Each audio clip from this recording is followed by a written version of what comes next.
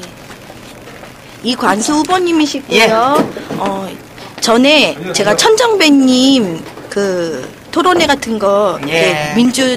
구민주당의 개혁특위이셨던 그런 분들의 토론회를 따라다니면서 청년들의 목소리를 많이 듣겠다라는 얘기를 하셨고 네. 오늘같이 이렇게 청년 비례대표 이런 분들이 또 나오셔서 이렇게 힘차게 얘기하시는 거 보니까 좀 민주당이 좀 그래도 통합당 되면서 많이 달라지나라는 생각이 듭니다. 아까 기자회견 하시고 풋풋하다, 뭐 힘차다, 그리고 지금 응변한다 이렇게 얘기도 나오고 있습니다. 네. 이관수님이 29살이라고 하시는데요. 아까 들어보니까 2004년도부터 입당을 하셔서 무슨 청년들의 이야기를 이야기하셨다고 하는데 어떤 계기로 해서 그런 생각을 가지시게 되셨어요? 전 대학교를 다니면서부터 예. 우리 청년들이 정치에 참여해서 자꾸 참여할 수 있는 문화를 만들고 싶었습니다. 그래서 저부터 입당해서 당원으로서 활동을 시작했고 또 더 크게는 피선거권을 갖고 출마를 해서 우리의 목소리를 좀 대변해야 된다고 생각했기 때문에 가장 어렸었죠. 그때도 최연소였는데 가장 막내로서 우리 열린우리당의 청년위원회 이제 기획팀에 들어가서 실무 업무를 좀 익히고 또 우리의 목소리를 같이 반영하기 위해서 현장에서 좀 발로 뛴 활동을 해왔습니다. 이 젊은 나이에 2004년도면 굉장히 젊으셨을 텐데 강남구 기초위원 걸까지 하셨어요. 2004년에는 이제 입당을 시작하셨고 2010년 2010년 지방선거에서 이제 제가 27세로 당선이 됐습니다. 그 젊은 이들이 이렇게 정치에 무관심할 때 오히려 반대로 정치에 관심을 가지시고 하시게 되셨고 또 구의원이 되셔서 아무래도 활동을 좀 해보시니까 어떤 문제점이 있는지 이렇게 느끼셨나요? 사실 제가 2008년에도 사실 국회의원 비례대표에 도전을 했었습니다. 이게 처음이 아니고 이제 두 번째 도전인데 자꾸 청년들이 우리가 어렵고 힘들다고 물러서 있을 것이 아니고 우리 스스로가 우리의 목소리를 내고 우리의 목소리를 대변해 나가야 된다고 생각을 했고요. 강남구에서도 마찬가지입니다. 이 청년 한 명이 모든 걸 바꿀 수는 없지만 저로 인해서 어떤 청년 창업 지원 센터 조례, 그러니까 청년 창업을 위해서 제가 그 창업 활성화를 위해 센터를 만들었거든요. 조례를 또 전국에서 최초로 제가 발의했습니다. 그래서 이런 하나의 그런 문제만 보더라도 우리가 같이 고민하고 함께 해결할 문제들이 산재해 있는데 누구든지 이걸 참여하지 않으면 해결할 수가 없다. 그래서 제가 참여해서 그런 목소리 주장을 해왔고 특히나 저로 인해서 많은 또 후배들이 어떤 지방의회 또 국회에 진출을 해가지고 같이 좀 공감대를 얻을 수 있는 계기가 된 것 같습니다. 예. 이게 구의원이 또 반값 등록금 젊은이들 한창 정부하고는 반대되는 목소리를 내시기가 쉽지가 않았을 텐데 반값 등록금 국민행동본부는 어떻게 계기가 되셨어요? 등록금 문제로 인해서 고통받는 친구들 많이 봐왔습니다. 제가 의정활동을 하면서도 친구들이 학자금 대출 매달 몇십만 원씩 못 내면서 저한테 돈을 빌리고 1년에 1,000만 원이 넘죠. 연간 1,000만 원 안팎으로 지금 등록금이 상승해 있고요. OECD 국가 중에서는 제일 높은 비율입니다. 근데 이러한 문제들 지켜보면서 내가 정치를 한다고 했는데 현실 정치와 동떨어진 정치는 할 수 없잖아요. 그러다 보니까 직접 제가 발로 뛰었던 거고 어떻게 하면 조금이나마 그 등록금 문제를 알릴 수 있을까 고민하다가 많은 국민들이 지금 알고 계시는 반값 등록금 포장마차를 제가 이제 기획을 해가지고 대치동에서 반값 포장마차를 기획을 하셔서 하셨군요. 제가 이제 기획을 하고 반값 등록금 국민본부와 함께 이제 대치동에서 1호점을 열었죠. 많이 서러웠습니다.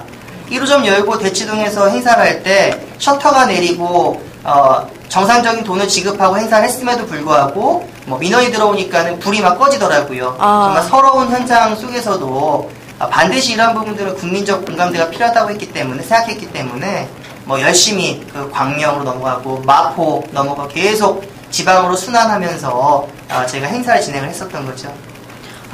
정말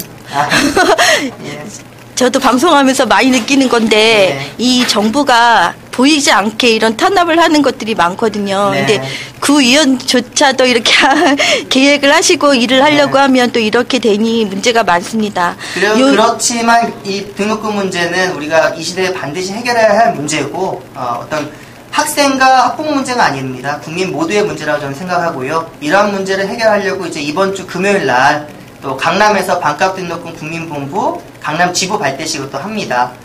꿋꿋하게 우리 국민들과 함께 반값 등록금 실현될 때까지 뛰어나갈 겁니다.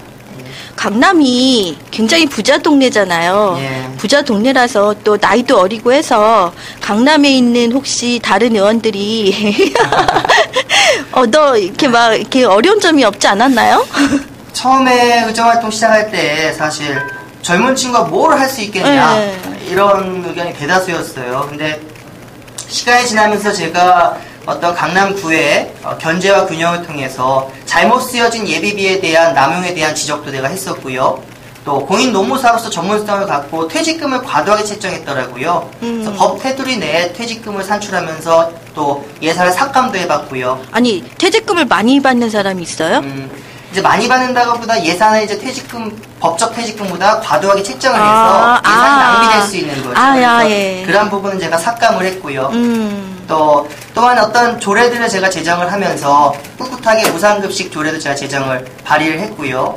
그러는 와중에 이제 국민들이 젊은 친구가 정말 열심히 했구나 라고 이제 인정을 해주시고 한 분, 두 분들이 이제 격려와 칭찬을 해줬던 것 같아요. 예.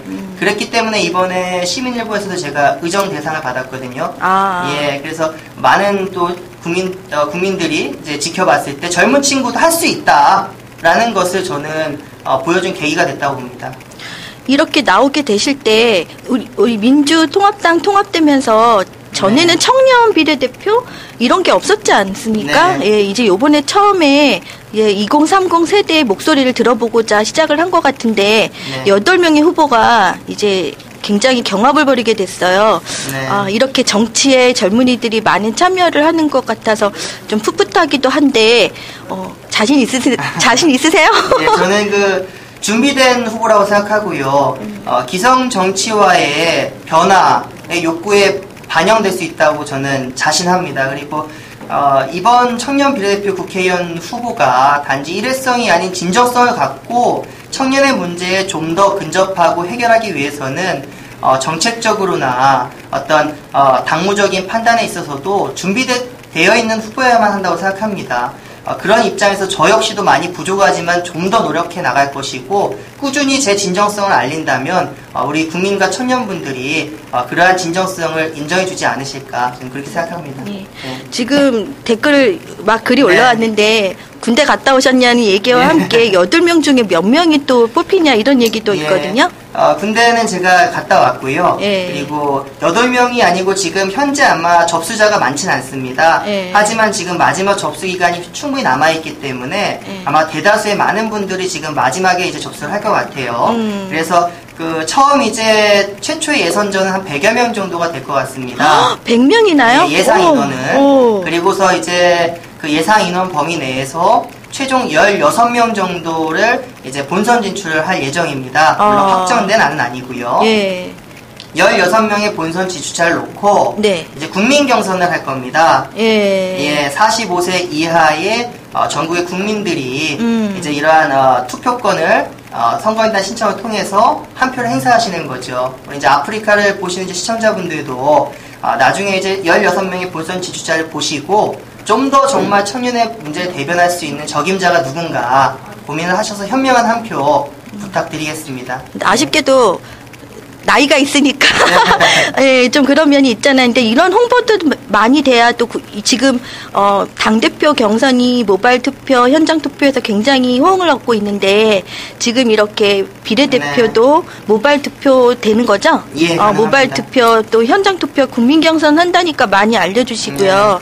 이제 청년 대표, 비례대표, 국회의원이 되셔서 지금 굉장히 반값 등록금도 그렇지만 청년 실업도 굉장히 문제가 되고 있고 뭐 그래서 정부에서 며칠 전에 보니까 고시원이나 이런 거 이렇게 뭐 옛날에 하숙하던 개념이 아닌 무슨 전세 대출금? 그 정부에서 전세 대출금 뭐 싸게 해주겠다 이런 식으로 대책을 내놓더라고요. 제가 보기에는 절대로 그 젊은 사람들이 뭐 몇 천만 원을 들여서 전세를 가는 게 문제가 아니라 더 저렴하고 그리고 더 효율적인 방법이 필요할 것 같은데 그런 문제라든지 아니면 이렇게 젊은이들이 결혼을 지금 못하고 있습니다. 자식을 낳기도 힘들고 키우기도 힘들고 실업도 많고 미래가 불투명하기 때문에 지금 결혼 같은 것도 생각을 못하고 네. 독신분들도 많고 이런 부분들을 다 생각하고 있으시죠? 예. 그런 거에 대한 간략한 정책 생각하신 거 있으시면 이야기 좀 해주세요. 지금 일단 청년 일자리 문제 뭐 대표적인 이야기죠. 이제 100만 명의 실업자가 있습니다. 너무 안타까운 현실이고 제가 그래서 청년 일자리 만들기 연구소를 만들었어요. 네. 도입노무사 여러분들과 같이 의견을 조율하고 정책적인 준비를 해왔습니다. 노무사시니까 더 그런데 그렇죠. 유리하시네요. 그래서 현실적으로 우리가 청년들이 양질의 일자리 찾고 있거든요. 우리가 일자리 창출이다 하면은 제가 구의정 활동을 하면서도 보니까 공공근로라든지 인턴 늘리고서 일자리 만들었다고 하더라고요. 90만 원, 100만 원짜리 계약직으로. 예. 근데 우리가 청년들이 요구하는 일자리는 적어도 2, 300만 원씩 월급 받고 또 여유 있으면 백도 좀 사고 쇼핑도 좀 할 수 있는 그런 근로생활의 질이 향상된 일자리입니다. 그러기 위해서는 일단 1차적으로 저는 근로시간의 단축 문제를 이야기 안 할 수가 없어요. OECD 국가 중에 우리나라가 가장 높은 근로시간 비율이에요. 법에서는 주 44시간에서 주 40시간을 줄여놨습니다. 법에서는. 네. 점차 주 40시간제를 도입을 확대를 하고 있죠. 하지만 근로 현장에서는 이게 반영이 잘 안 되고 있습니다. 법적 테두리가 범위가 너무 러프하기 때문이죠. 그래서 이러한 부분에 있어서는 그 이유 중에 하나가 우리나라 정책이 대기업 위주로 더 하기 때문에 그런 거 아닌가라는 생각이 드는데 대기업 기준의 정책과 하청업체와의 관계에 있어서의 상하관계가 명확하기 때문이죠. 그래서 저는 근로생활의 질을 높이기 위해서는 첫 번째 근로시간 단축 문제에 있어서는 좀 더 법적으로 명확할 필요가 있다. 그리고 OECD 국가 중에 너무 과도하게 인상된 근로시간 과도하게 높게 이 높아진 근로시간에 대해서는 단축을 해야 된다. 그리고 두 번째는 이제 최저임금 부분이죠. 네. 우리가 90만원짜리 일자리 100만 개 창출하면 뭐합니까? 현실성이 없다라는 거죠. 그렇다고 하면은 적어도 OECD 평균치 수준이 될 수 있는 평균임금의 50%면 약 5,500원에서 6,000원 사이 될 겁니다. 네. 지금 근데 시급이 4,000원대밖에 안 되거든요.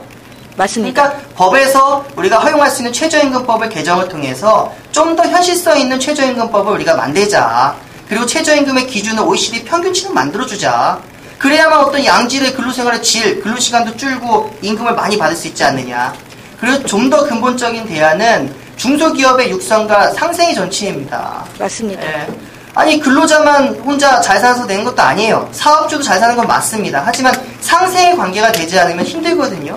그러기 위해서는 중소기업도 육성시켜주고 대기업과의 관계에 있어서도 원활하게 서로 간에 윈윈할 수 있는 구조를 만들어줘야 되는데 지금의 MB정부는 부자들만의 특권, 부자 감세, 비즈니스 프렌들리 그러니까 부자들만의 세상과 대기업의 위주의 그 정책을 만들다 보니까 문제가 생긴 겁니다. 이런 부분에서 명확하게 제가 정책적으로 대안을 준비하고 있고 좀 더 보완해서 제 전문 직역인 노무사, 그 노동법적인 부분, 그 비정규직 관련된 법은 명확하게 제가 해소시킬 수 있도록 노력하겠습니다. 네. 그런 법들을 좀 많이 해주시고 2030에 그런 소리를 많이 담아주시기 바랍니다. 뭐 마지막으로 하실 말씀 없으세요? 그 아프리카 시청자 여러분들 너무 반갑고요. 이렇게 또 실시간으로 인사드리게 돼서 저도 영광입니다. 초심 잃지 않고 항상 겸손하게 여러분들과 진정성이 소통될 수 있고 항상 대화할 수 있고 함께 고민하며 해결할 수 있는 정치인 될 겁니다. 그리고 여러분들의 응원 속에서 반드시 국회에 입성하여 반값 등록금, 청년 실업, 그리고 아까 말씀드렸던 주택 문제, 이제 우리 아이들의 육아 문제 해결해 나가겠습니다. 감사합니다. 네. 여기 지금 시청자 중에 사장님이 계세요. 아까 중소상인 얘기하시니까 대책 좀 세워달라고 이야기가 올라왔고 민주당 높은 분들도 같은 생각을 하셔야 되는데 이런 이야기도 올라오고 있습니다. 지금 우리가 청년 비례대표 국회의원 선출이지만 이 16명의 본선 지출차 중에 최다 득표 1인에게는 청년 최고위원이 배정돼 있습니다. 그러니까 청년 최고위원이 이제 배정이 돼 있는 거죠, 한 명이. 몇 명이죠, 최종적으로? 최고위원이 이번에 이제 당대표 경선 때 6명이고요. 지명직이 3명 내지 4명을 알고 있습니다. 그 안에 청년이 한 명이 포함이 돼 있는데 제가 청년 최고위원도 들어간다고 하면 반드시 지금의 구조, 비정규직 35% 과대하게 포장되어 있는 비정규직의 비율을 축소시켜 나갈 겁니다. 그리고 영세 자영업자의 비율도 너무 높거든요.